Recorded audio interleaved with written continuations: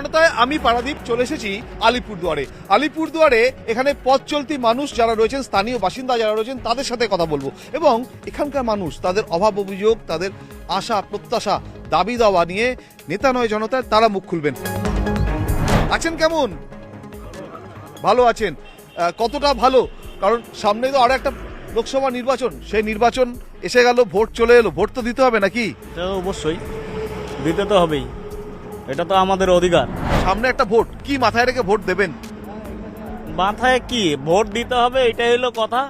আর আমি সরকারের কাছে এটাই প্রার্থনা করব বা আশা করব, আমাদের কর্মসংস্থান চাই এবং রাস্তাঘাটগুলো যাতে ঠিক হয়। সামনে তো একটা ভোট, ভোট তো নিশ্চয়ই দেবেন। হ্যাঁ, অবশ্যই দেব। তো ভোট দেওয়ার সময় কি কি মাথায় রাখবেন? আমাদের দিদিরকে মাথায় রাখবো। দিদি আমাদের উন্নয়ন করতেছে, দিদির দিকেই তাকাবো আমরা। মোদির তরফ থেকে এরকম একটা স্লোগান তোলা হচ্ছে, আপকি পার 400 পার। কি মনে হয় 400 পার হবে? ওটা বলতে পারলাম না, মনে হয় না, আমাদের এলাকায় হবে না। রান্নার গ্যাসের দাম কমানো হলো, সেটা নিয়ে বলবো। 2 দিনের জন্য কমায় আবার 3 দিনের পরে বাড়ায় দিবে, এটাও কমানো বাড়ানো কি আছে। গ্যাসের দাম অতিরিক্ত হয়ে গেছে। এখন আমরা আগে কিছুদিন আমরা লাকড়ি ছাইড়ে দিয়েছিলাম, গ্যাস চালাচ্ছিলাম, যেই বেড়ে গেছে আবার লাকড়ি চালাচ্ছে। হ্যাঁ, ওই ভোটের আগে আগে প্রত্যেকবারই কমায়, পরে 5-7 দিন গেলে পরে আবার বাড়ায় দেয়। তো ওই দিকে তাকায় লাভ নেই। কি করা হয়? আমি বিভিন্ন ধরনের কাজ করি। 100 দিনের কাজ করছিলাম বেলচা দিয়ে, সারাদিন পরিশ্রম করছিলাম। 1 মাস 3টা সিসি রোড বানাইছি, আমার টাকা ঢুকলো না। যারা কাজ করেনি, কোদাল ঘাড়ে নিয়ে নি, তাদের টাকা ঢুকিয়েছে। কেন সব ব্যাংকে টাকা ঢুকছে, আমি টাকা পাচ্ছি না কেন? এই যে আপনি পাননি, এটা পঞ্চায়েতে জানিয়েছেন? হ্যাঁ, পঞ্চায়েতকে জানিয়েছি, আজকেও সকালবেলা জানিয়েছি। আমি আবার পঞ্চায়েতকে জানাই দিয়েছি, যেগুলো সুপারভাইজার আছে তাদেরকেও জানিয়ে দিয়ে আসলাম যে সন্ধ্যার সময় আমাদের ফাইনালটা দিবা, না হলে আমি সব সাংবাদিক দায়িকা দরকার পড়ে 1-2 হাজার টাকা খরচ করে আমি এগুলা কাজ করব। না, কিন্তু কেন দিচ্ছে না কেন? কি ব্যাপার এখন, কিছু কি ব্যাপার দিচ্ছে না? আমাকে বলতেছে ভাওতাও দিচ্ছে যে আমার বরগাদা ব্যাংকে টাকা ঢুকতেছে না, অথচ বরগাদা ব্যাংকে টাকা উঠাচ্ছে মানুষ, আমারটা ঢুকবে না কেন? আমি আসবো। 100 দিনের কাজের টাকা কেন্দ্রের কাছে বকেয়া ছিল, কিন্তু রাজ্য সরকার তারা দায়িত্ব নিয়েছে সেই বকেয়া টাকা মিটিয়ে দেওয়া। তারপরেও আলিপুরদুয়ারের কালচিনি বিধানসভার অন্তর্গত অনেকেই তারা বলছেন, তাদের দাবি, তাদের অভিযোগ যে তারা সেই টাকা পাননি। এই যে ধরুন বলা হচ্ছে মোদি কি গ্যারেন্টি, ভোটে প্রভাব ফেলবে? আমাদের দিদি জিন্দাবাদ। আমরা মোদি টদি চিনি না, বুঝি না। উনি আমাদের প্রধানমন্ত্রী, এইটাই আমি জানি, কিন্তু আমাদের রাজ্যে আমাদের দিদি জিন্দাবাদ। কিন্তু এই আপনি বলছেন, কিন্তু এই যে ধরুন গ্যাসের দাম সবার ঘরে ঘরে লাগে রান্নার কাজে, তো সেই গ্যাসের দাম তো 100 টাকা কমিয়ে দেওয়া হয়েছে। 100 দিয়ে কমাইলে কি হবে? 100 কমাইছে, ভোটের পরে আরো 300 বাড়াবে, আমার লাভ কি? এগুলো কি মনে হচ্ছে শুধুমাত্র ইলেকশনের জন্য? ইলেকশনের জন্য। এই ধরুন রাম মন্দির, সিএএ, এগুলো ভোটে প্রভাব পড়বে? আমাদের এদিকে পড়বে না, আমাদের এই আলিপুরদুয়ারে পড়বে না। আলিপুরদুয়ারে প্রচুর চা বাগান রয়েছে, বলা হয় এই যে আলিপুরদুয়ারে যে ভোটার 16 লক্ষেরও বেশি, 16,48,000, প্রায় 17 লক্ষর কাছাকাছি, সেই ভোটারদের একটা বড় অংশ কিন্তু চা শ্রমিক। প্রায় 9 লক্ষ চা শ্রমিক ভোটার এখানে রয়েছেন। এই চা বাগান, এখানে এত চা বাগান, তো চা বাগানের ভোটারদের মতামতটা কোন দিকে যাবে? দিদির দিকেই যাবে, আমার যতটুকু আশা। কি করা হয়? এই ট্র্যাক্টর চালানো হয়। তো সামনে ভোট তো দেবেন? ভোট তো দেবই। তো কি হবে, মানে কি মাথায় রেখে ভোট দেবেন? মাথায় রেখে কি দিব, মানে দেওয়ার ইচ্ছা করে, দিতেও আবার মন চায় না। ঠিক আছে, এখানকার যে মানে পরিস্থিতি, ঠিক আছে। আচ্ছা, সামান্য মানুষকে ঘর দিবে, আজকে আশা দিয়ে কতদিন ঘুরাচ্ছেন আপনারা? আবাস যোজনায় আপনি ঘর পাননি? হ্যাঁ, আমি মানে কিছুই নাই। যখন তোমার ভোটটা আসে তখন ঘর দিব, ভোট পার হয়ে গেলে ঘর নেই। হাতির সমস্যা, এটা তো আপনাদের আলিপুরদুয়ারের একটা বড় সমস্যা। বড় সমস্যা মানে এই যে আমাদের বাড়ি হইল পিকনিক স্পটের সাথেই সিকিয়াঝোড়া, এখানে যে প্রচুর ধরনের জমি এখানে পতিত রয়ে গেছে। এগুলো সব বাইরের লোক এসে এখন বাড়ি করতেছে, প্লট নিচ্ছে, বাড়ি করতেছে। তাহলে দীর্ঘদিন পিছনে আমাদের যে, আমরা তো মরে যাব, কিন্তু আমাদের বাচ্চা কাচ্চা যারা থাকবে আর কি, তারা কিভাবে বাঁচবে? হাতির সমস্যায় আমরা বাঁচতে পারতেছি না। এই চাষাবাদ করব, হ্যাঁ, বউ বাচ্চা নিয়ে খাটার পরে কোনো ডিপার্টমেন্ট কোনো সমস্যার সমাধান নিচ্ছে না। একটা করে টর্চ লাইট দিছে, সেই টর্চ লাইট দিয়ে কি সমস্যার সমাধান হবে কি হবে না।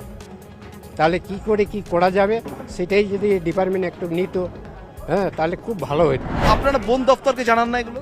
হ্যাঁ, বন দপ্তরে আসে যায়, ফটো শটো করছে। গতবার আমার 3 বিঘা জমি খেয়ে ফেলছে, জমি ধান পাইনি, মোটামুটি 40-42 মণ ধান একবারে খেয়ে নিচ্ছে। এখন আমি বাচ্চা কাচ্চা নিয়ে যে কি খাবো সেটাই চিন্তা ধারণা। এখন যদি এবারে এই যে বড় করলাম, বড়োর মধ্যে কি সমস্যা আছে, এটা কি বাঁচবে না হবে সেটা কোনো গ্যারেন্টি নেই, খালি টাকাই খরচা করতেছি। কিন্তু এটা নিয়ে একটু যদি বন দপ্তররা যদি একটু সমস্যা রাখতো তাহলে খুব ভালো হতো। যেরকম একটা সোর্স লাইটের ব্যবস্থা, কিন্তু সোর্স লাইট যে দিবে সেগুলি মানে ভিতরে দিবে, বাইরে দিবে না। বাউন্ডারি এলাকার মধ্যে সোর্স লাইট দেওয়ার দরকার, অবশ্যই দেওয়ার দরকার। আলিপুরদুয়ার কিংবা জলপাইগুড়ির রাস্তায় প্রায় আপনারা দেখবেন টোটো। এখানকার যারা স্থানীয় বাসিন্দা তাদের যাতায়াতের অন্যতম মাধ্যমই হচ্ছে টোটো। তাই টোটোয় বসে আজ নেতা নয় জনতা। এই যে ধরুন গ্যাসের দাম কমলো, এটা কোনোভাবে ভোটে প্রভাব পড়বে? গ্যাসের সাথে ভোটের কোনো প্রভাব পড়বে না। ওই মনে করো 900 বা 1000 টাকা, 100 বা 50 টাকা কম বেশিতে এটা কোনো কম বেশি বলা হয় না যে কম হয়েছে। এটা ছাড়া অন্য কিছু যদি উন্নয়ন হইতো তাহলে কিছু বলা যেত। কিন্তু এই যে রাম মন্দির হলো, সিএএ চালু হলো, মন্দির তো এটা ভাঙছে, তো মন্দির তো এটা বানাইতেই হবে, ওইটা কর্তব্য। ভোটে তার প্রভাব পড়বে? ভোটে তার কোনো প্রভাব পড়বে না। আপনার এলাকায় যিনি এমপি, যিনি সাংসদ, তাকে শেষ কবে দেখেছেন? আমি তো দেখিই নেই। সামনে তো একটা ভোট, ভোট তো দেবেন নিশ্চয়ই। এটা তো কেন্দ্রীয় ভোট, তো আমরা কেন্দ্রের দিকে লক্ষ্য করে কেন্দ্রে যে ভালো কাজ করছে তাকেই ভোটটা দেবো। তো কিরকম মানে কি মানে কেমন চান সাংসদ বা এমপি যাকে চাইবেন তার কাছে কি আশা করেন? এমপি দেখেন, আমরা যে এমপি বর্তমান আছে ও তো হলো বিজেপির বিরোধী, মনে করেন যে টিএমসি বিরোধী। এই এমপির তো কোনো দাম নাই। ও জিতছে ঠিকই, জিতার পরে কিন্তু কাজ করতে পারতেছে না।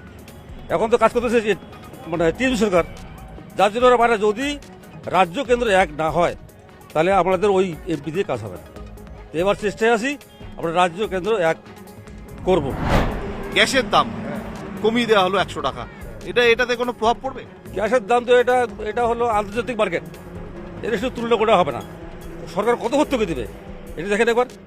গ্যাসের ভর্তুকি, সারের ভর্তুকি, আরও অন্য যত ওষুধের ভর্তুকি, অনেক কিছু ভর্তুকি। এত কি ভর্তুকি দিয়ে কি দৌড়িয়ে হাজার সরকার?